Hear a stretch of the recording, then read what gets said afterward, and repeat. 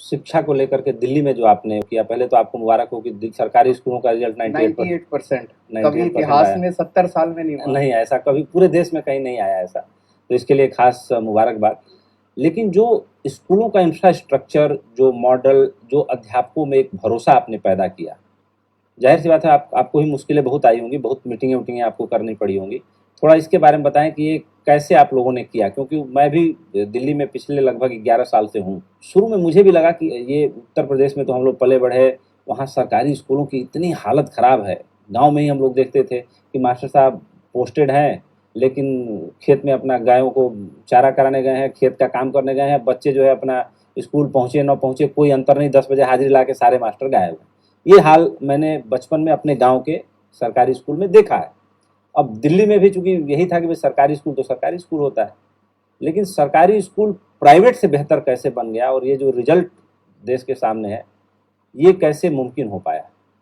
सबसे पहले हमें as a country, as a पूरे देश के तौर पे हमें ये मानना पड़ेगा कि अगर हम 21वीं सदी के भारत का निर्माण करना चाहते हैं,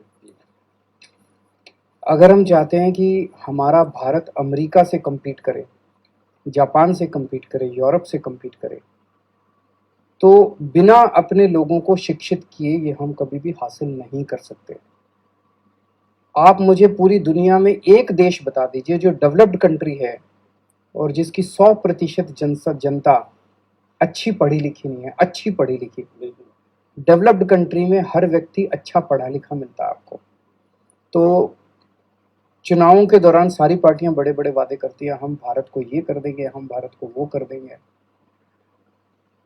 हर पार्टी से आप एक प्रश्न पूछिए कि शिक्षा पे क्या करोगे। अगर वो पार्टी शिक्षा पे कुछ नहीं कर रही तो वो भारत को आगे ले जा ही नहीं सकती। इस कॉन्फिडेंस और इस विश्वास के साथ जब आप आगे बढ़ेंगे कि भाई शिक्षा सबसे जरूरी है, देश के लोगों को तैयार करके भारत को आगे बढ़ाने के लिए असली राष्ट्र निर्माण शिक्षा देना है, तो फिर सारी सरकारें काम कर सकती हैं। इस विश्वास से हम लोग आगे बढ़े। तो सबसे पहले तो हमने स्कूलों की हालत ठीक की। जैसी सरकार बनी, स्कूलों में टॉयलेट्स नहीं थे लड़कियों के लिए, नहीं थे। वो घर जाना पड़ता था उनको, अगर बीच में क्लास में अगर उनको, तो सारे टॉयलेट्स ठीक कराए। पीने के पानी का इंतजाम नहीं था, वो ठीक कराया। सफाई खराब थी, वो ठीक कराई। स्कूल टूटे पड़े थे, वॉर फुटिंग के ऊपर नई नई बिल्डिंग बनवाई सारी। कितनी बिल्डिंग बनवाई है हम लोगों ने, कितने नए कमरे बनवाए हैं।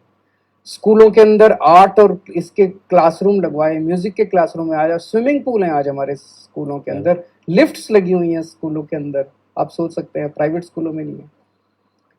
ये सारा ताना बाना, ये सारा इंफ्रास्ट्रक्चर बनवाना तो आसान था, इसमें तो पैसा डालना था। तो हमने बजट जो है, पहले 5,000 करोड़ का बजट होता था दिल्ली में, उसको 15,000 करोड़ कर दिया, 3 गुना बजट कर दिया दिल्ली का।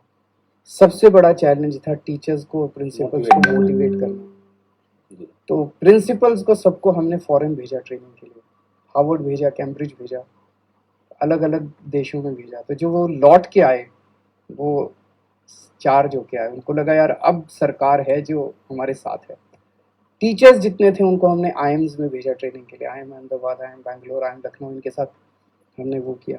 तो ये सारे, इससे माहौल ऐसा बना कि अब हम सबको मिलके एक नया भारत तैयार करना है। ये सपना सबके अंदर पैदा हुआ, बच्चों के अंदर कॉन्फिडेंस पैदा हुआ कि अब सरकार हमारे साथ है। उसकी वजह से ये सारा सिस्टम बदला है।